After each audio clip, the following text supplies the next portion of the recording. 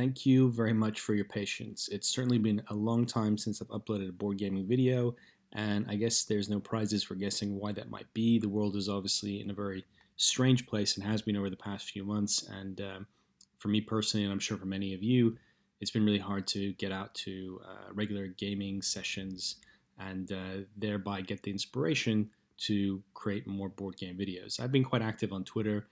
If you don't follow me on there, please check me out at Game Minimalist. But in terms of actually playing games, I've had a lot of challenges getting games to the table, especially since I became a father last year, which has mean I've had much less time than I had previously to play games. But I have been actually managing to play a few games, in the past few weeks. And as you will notice as we go through these, I've been shifting much more to two-player games, which is kind of how I started out in the hobby a few years back. And that's mostly, again, because I haven't been able to get out to those kind of game nights where I've been able to play more sort of higher player count games. I've come back to the two-player style games that I've been able to play at home with my wife. And it's been challenging to kind of re-shift my collection around that, but also quite rewarding. So let's just dive right in here and start off with Aqualin. And that's a game that I saw some time back. I think there was like a preview on Board Game Geek of this game at one of the game trade shows. I just love the sort of tile placement here and the really cool tactile tiles. Sort of reminded me of Azul, and I thought, maybe this could be like a nice Azul flavored game, maybe a little bit simpler, a little bit quicker to play. And that's probably a pretty good description of it. In the game, you essentially have these tiles that you're placing, either animals or colors, and you're trying to make groups of these types of tiles to score points. It's pretty straightforward. You can kind of mess up your opponent's plans, which is quite interesting and means that there's quite a little bit of interaction. So maybe not for everybody, but it's a really beautiful looking game, nice table presence, very tactile. So I think if you like Azul and you want something kind of a similar weight, maybe a little bit lighter, this could be a really good one to check out. Another game I've been playing a lot recently is Ankh'or, and it's a really attractive looking small box game from the same publishers as Splendor. And I think there's kind of an implication of it being a bit of a Splendor successor, and certainly there are some overlaps in what you're doing in both games. In Ankh'or, you're collecting resources in a similar way as you would do in Splendor by taking these kind of poker chips of resources, but then you're actually buying tiles from this marketplace, depending on the cost, to kind of set, build, and create points in a tableau of tiles in front of you. It's a very, as I said, beautiful looking game. It comes into a nice compact small box. Everything was actually kind of punched pretty much when I bought it, which is great. And it's not super complex, but it's fun. You can create nice combos of the tiles and score points in a few different ways. So I think if you liked Splendor and you want something maybe with like a little bit of a slightly different flavor, where I think in Splendor there's a lot more of kind of a build up, and then you sort of do bigger turns towards the end of the game. Whereas in this, it sort of feels like you're progressing things a little bit more in a tangible way as you're playing through the game. You can kind of see your tableau of tiles build up in a more tangible way. So I think if you really enjoyed Splendor, this is definitely one to check out. Ankor from Space Cowboys. Another game that I've been playing quite a bit is Abandoned All Artichokes. I actually follow the designer on Twitter and have interacted with her a few times, and also follow her and Gilhova on the Ludology podcast, which is a great show if you haven't checked it out. And I was really interested by this game because of the theme. I quite enjoyed these sort of simpler themes sometimes for games, and also because it was a deck builder, or as I think as the designer calls it, a deck deconstruction game. And essentially in this game, you've got a hand of cards, and you start off with these artichokes in your hand, and you're trying to play these other vegetable cards with their abilities to remove those artichoke cards from your hand. And it's got some clever little ideas in it, and it's a very simple game, I'd say.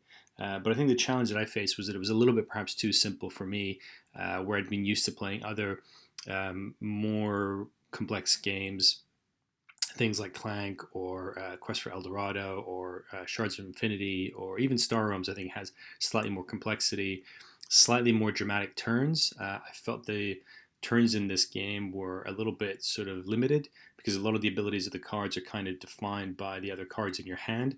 So those kind of satisfying combos that you might find in something like Star Realms didn't really exist for me in Abandoned All Artichokes. But I think it's a good game to introduce people to the world of deck building if you're playing with people who aren't sort of super into board games.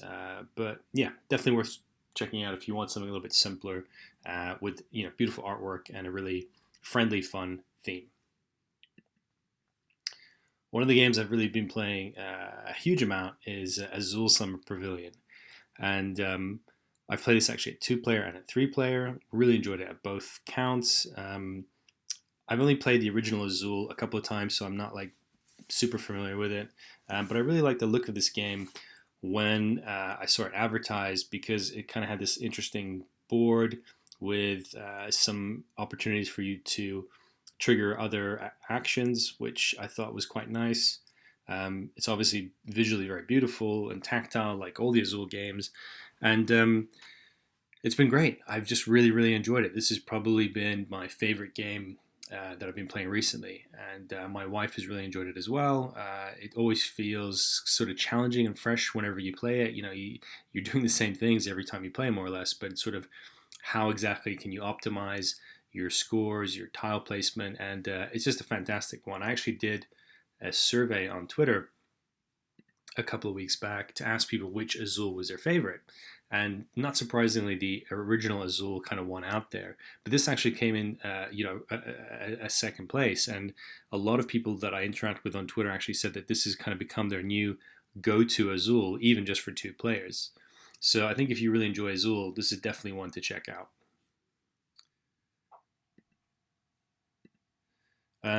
And finally, one of the games that I've been playing recently is Robin of Loxley. And this is an Uwe Rosenberg game, and it's a race game. And I don't really tend to have that many race games. They're not the kind of games that I tend to gravitate towards too much.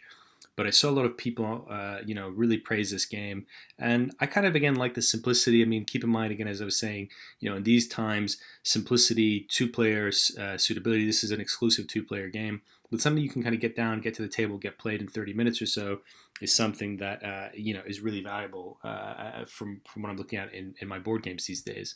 So something here where you can play it quickly, and it's interesting because it's sort of got a DNA fragment from chess in this game, whereby you're moving these knights or horses around in the classical knight L shape from chess, and you're doing that to try and collect these different colored tiles, which will allow your other meeple, I think it's a bard, to move around this outer racetrack and ultimately win you the game.